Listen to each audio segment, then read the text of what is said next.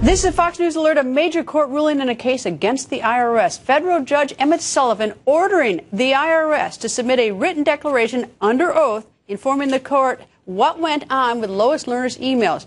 Now, the ruling coming during today's hearing on a Judicial Watch lawsuit. The suit aims to get documents under the Freedom of Information Act from the IRS on the targeting scandal. The IRS now has 30 days until August 10th to respond.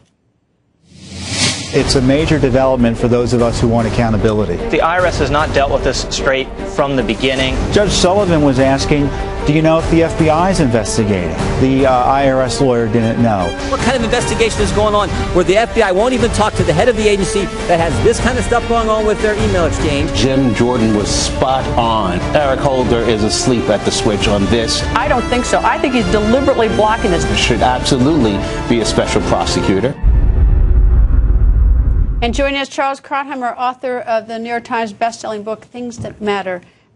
Charles, this is a big development. The Department of Justice, Eric Holder won't do it, so a federal judge is doing it. Which is the only way it's going to happen. The Department of Justice has no interest, of course.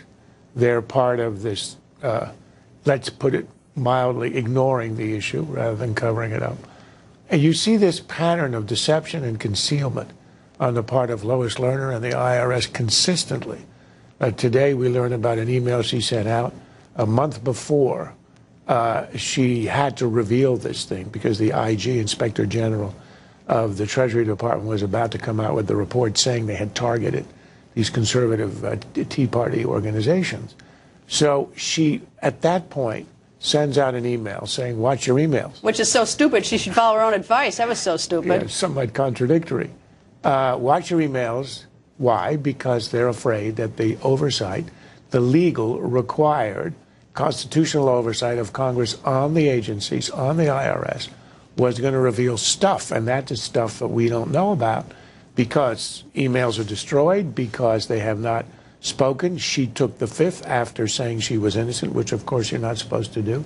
There's been a pattern of concealment. It is absolutely obvious that they were not cooperating. They're playing like a game. Unless you ask me exactly the right question, we're not going to answer you. This is probably the most appalling. I think President Obama should order Eric Holder, the Attorney General, to appoint a special prosecutor, and if he won't, he should get rid of him. Because this is now, when you've now got everyone, the IRS essentially trying to help Lois Lerner rather than trying to help the taxpayer get money, and you've got Lois Lerner being deceitful. I mean, she planted a question, and then when she was asked by reporters later why she answered the question, she said, "Oh, somebody just asked me." You know, she lied.